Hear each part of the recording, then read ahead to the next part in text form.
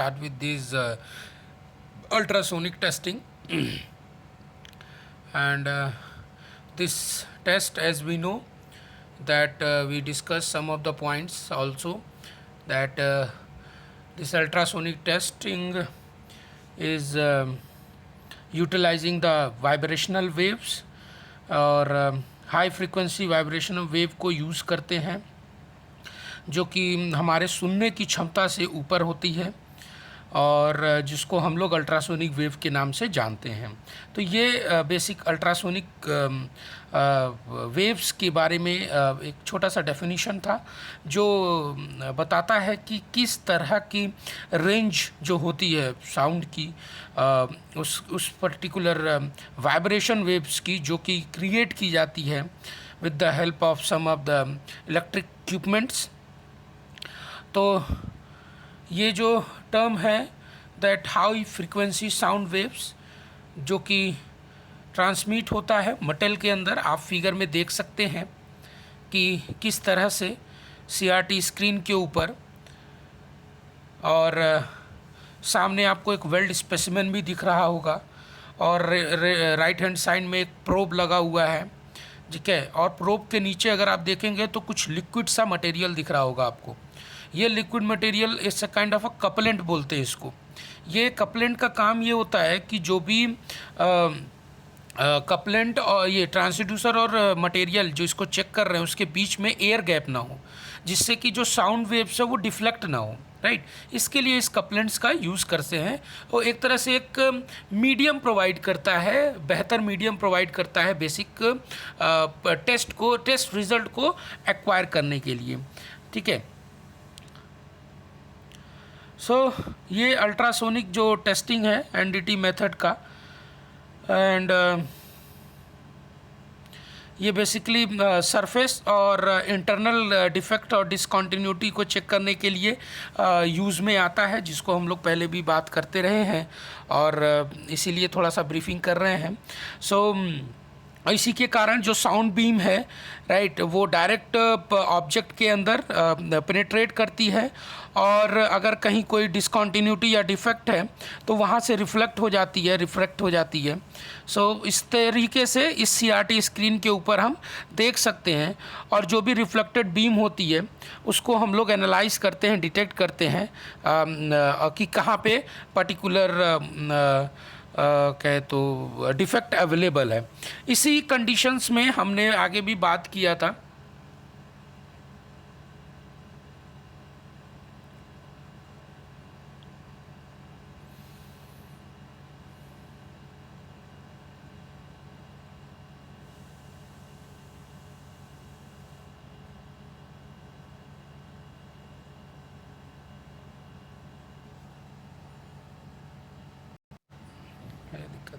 ठीक है। तो अल्ट्रासोनिक जो टेस्टिंग है बेसिकली हम लोग वो इसको यूज़ करते हैं with the help of sound waves, जैसे कि दो मेथड्स हमने बात किया था, that is the techniques that are utilising basically, और दो से तीन मेथड्स बेसिकली इसके हैं, और जो कि पल्स इको मेथड है, थ्रू ट्रांसमिशन मेथड है, और रेजोनेंस सिस्टम के नाम से भी एक सिस्टम को हम लोग जानते हैं, जो कि इस तरह के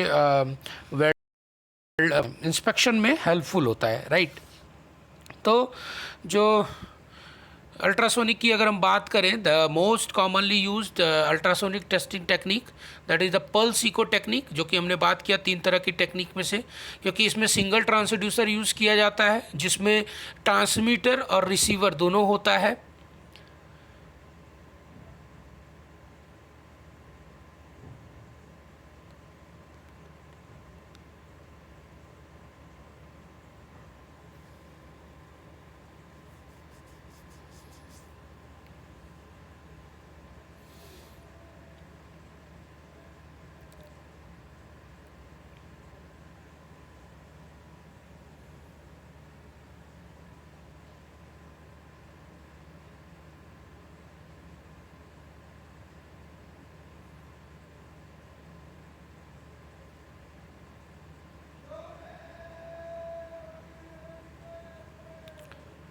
ठीक है।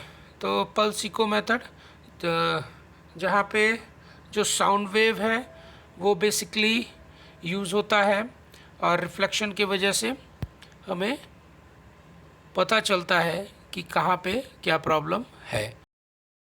As you can see, there is an animation is also running, and that is showing the test result of the specimen. जैसा कि इस फिगर में दिख रहा है, इस स्लाइड में, कि हाई फ्रीक्वेंसी साउंड वेव्स को इंट्रोड्यूस करते हैं मटेरियल के अंदर और वो रिफ्लेक्ट बैक होता है जहाँ पे कहीं सरफेस क्रैक हो या फ्लॉज अवेलेबल हो. तो इस तरह के प्रॉब्लम्स को ओवरकम करने के लिए हम लोग इसको चेक करते हैं, राइट. और जो टेस्ट फ्रीक्वेंसी है बेसिकली किसी भी वेल्ड को इंस्पेक्शन करने के लिए जो साउंड की होती है वो 1 से लेके 6 मेगाहर्ट्ज़ तक, और जो कि बियॉन्ड द ऑडिबल रेंज है. और जो मोस्ट टेस्टिंग है उसको हम लोग, जो कॉमन रेंज है वो 2.25 मेगाहर्ट्ज़ पे हम लोग यूज़ करते हैं. और जो हायर फ्रीक्वेंसी है 5 मेगाहर्ट्ज़ का है, जो कि एक स्मॉल शार्प साउंड को, बीम को लोकेट करता है और जो कि हेल्पफुल होता है जो थिन वॉल को चेक करने के लिए वेल्डमेंट के. So that frequency that is selected basically for a given test that depend upon the application, the lower ones being used for the coarse grain, cast metal and the rough surface, and while the higher frequency are used to detect the fine defects such as void, crack, non-metallic inclusion. तो इस तरह के crack और inclusions को identify करने के लिए हम लोग बेसिकली इसको यूज़ करते हैं. हम लोग बात कर रहे थे इस तरह के रेंज की, जो किस तरह के फ्रीक्वेंसी रेंज को यूज़ में लाते हैं. तो जो भी फ्रीक्वेंसी अगर कोर्स ग्रेन के लिए है, रफ सरफेस के लिए है, तो उस पर हम लोग नॉर्मल सरफेस क्या कहते हैं फ्रीक्वेंसी को यूज़ करेंगे. और अगर हायर फ्रीक्वेंसी को यूज़ कर रहे हैं तो वो फाइन डिफेक्ट जैसे कि वाइड हो गया, क्रैक हो गया, नॉन मेटेरियल इंक्लूजन हो गया, इसको आइडेंटिफाई करने में बड़ा ही हेल्पफुल होता है एक साइड के पॉसिबिलिटीज़ से. और अगर हम स्मॉलेस्ट फ्लॉज की बात करें तो जो है वो smallest half of the sound wavelength से मेंटेन हो सकता है. तो जैसा कि आप लोग देख रहे हैं इस पर्टिकुलर फिगर के अंदर कि तो हम बात कर रहे थे इस पर्टिकुलर चैम्बर्स में किस तरह से हम वेल्डिंग को टेस्टिंग को परफॉर्म करते हैं, राइट. तो इसमें आप लोग देख रहे होंगे इस वाले फिगर में, राइट, कि इसमें जो है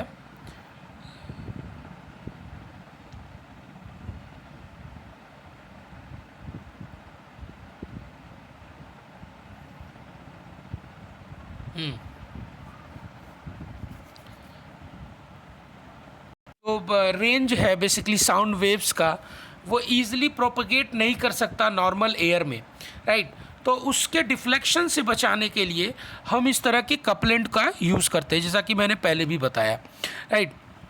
तो ये कारण है इसको इस तरह से लिक्विफाई करने का, लिक्विड बेस बनाने का. It's a kind of a liquid base, kind of a gel type.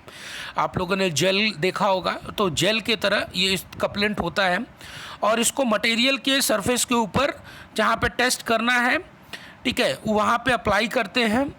और जो प्रोब होता है, जो ट्रांसड्यूसर होता है, उसको उसके ऊपर हम लोग लगाते हैं. जैसा कि अगर अल्ट्रासाउंड आप लोगों ने देखा होगा या किसी ने कराया भी होगा, तो उन्होंने देखा होगा कि एक प्रोब जो डॉक्टर हैंडल करता है हाथ में, और उससे पहले एक लिक्विड को हमारे पेट के ऊपर या जहाँ पे भी चेक करना है उसके ऊपर वो डालता है.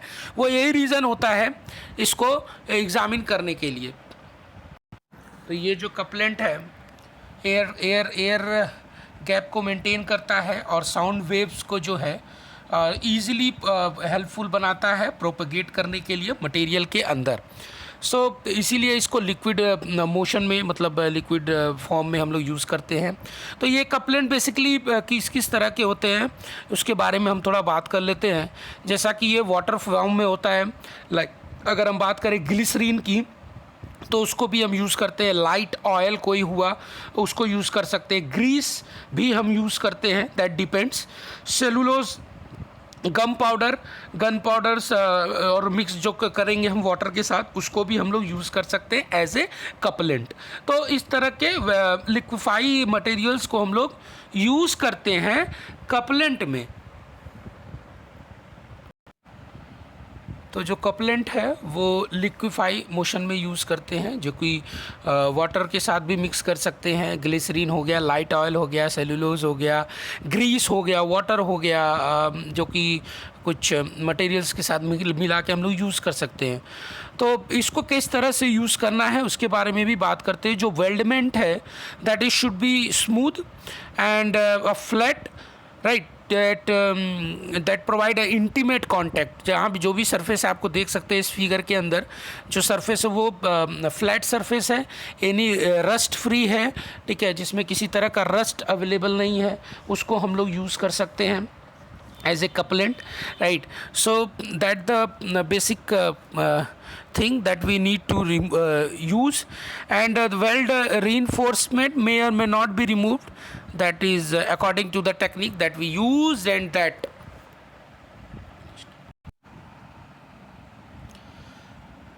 तो ये टेक्निक है कपलेंट को यूज़ करने का, राइट? तो इस तरह से हम कपलेंट को यूज़ करते हैं। Now moving towards, for more information that we discuss here, that the high frequency sound waves that utilizing, or we also talked about the high and low frequency sound waves, that what is the role play of this particular and how this test is to be taking care. So the reflected sound energy is display versus the time, and the inspector can visualize a cross section of the specimen that showing the depth of the fissure that reflected. So how the generation of the ultrasonic waves. So the generation is by the piezoelectric transducer that are used for the converting electrical pulses to the mechanical vibration and vice versa.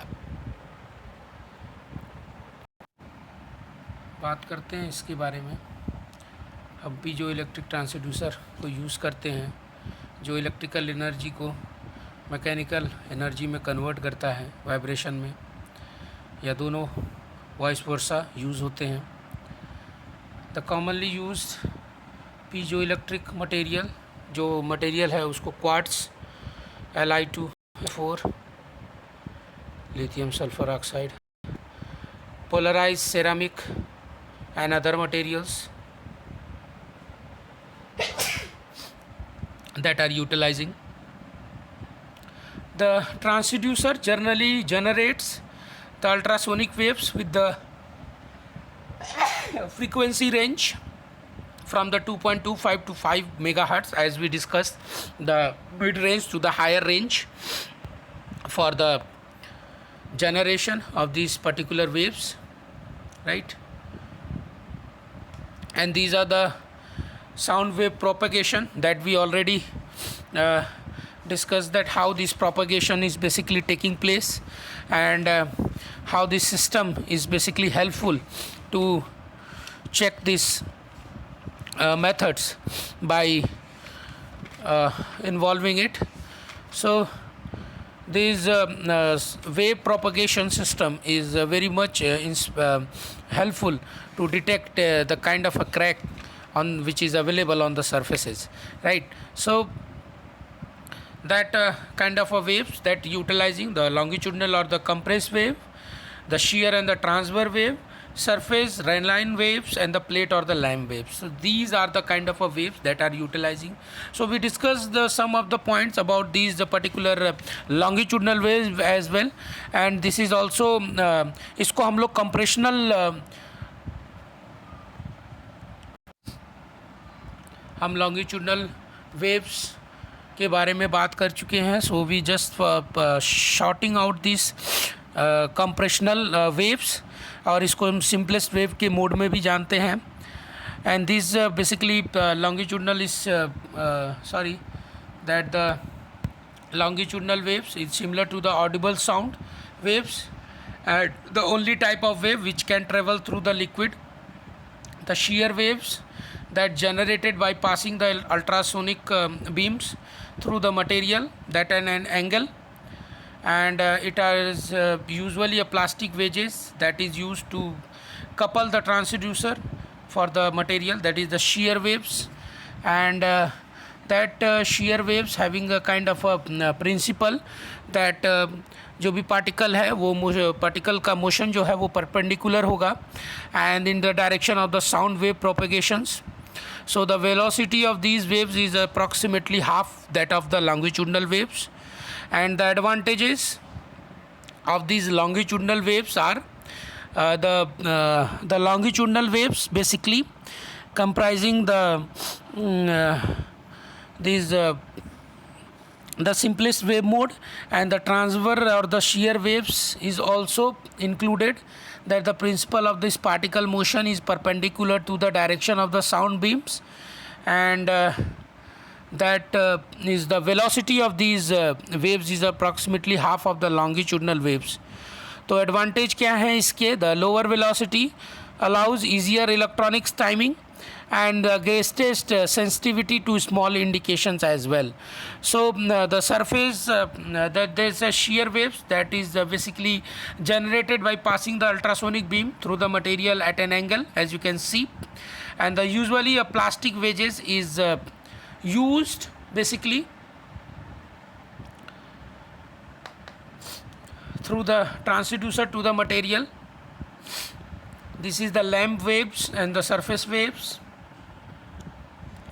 that travel with the little attenuation and in the direction of the propagation, but weaken rapidly as the wave penetrate below the material surface. The particle displacement follow an elliptical orbit, and the lamp waves that observe in relatively thin plates only, and the velocity depend on the thickness of the basically material. So these surface waves basically referred to as Rayleigh waves also, and are propagated along the metal surface that are seen to the water as well, and these waves very little movement below the surface into the metal.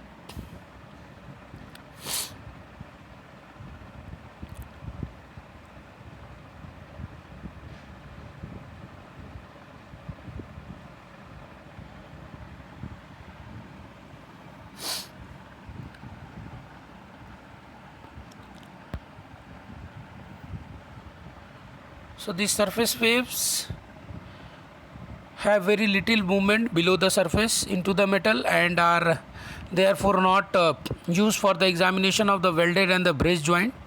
These ultrasonic longitudinal wave are generally limited in use to detecting inclusion and laminar type defects, and is base metal, while the shear waves are most useful in the detection of the weld discontinuities because of their ability to furnish three-dimensional coordinates for flood location and the orientation and the characterizations. So the sensitivity of these shear waves is also about double that of the longitudinal waves for the same frequency and search unit size, and it is advisable to pretest the zone in base metal adjacent to the weld with the longitudinal waves to ensure that the base metal does not contain weld defects that would interfere with the shear wave evaluation of the weld as well. So this is the particular consideration that is happening when we doing these ultrasonic testing, and the other details, the propagation and the generation of the sound and how these to be performed, we will discuss in the next lecture, as we are in the clusters, so we can maintain that in the later on.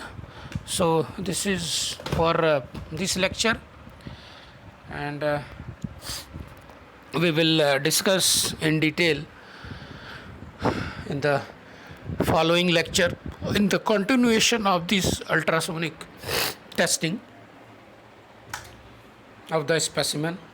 world specimen and the other also. So this is all from this lecture. Thank you.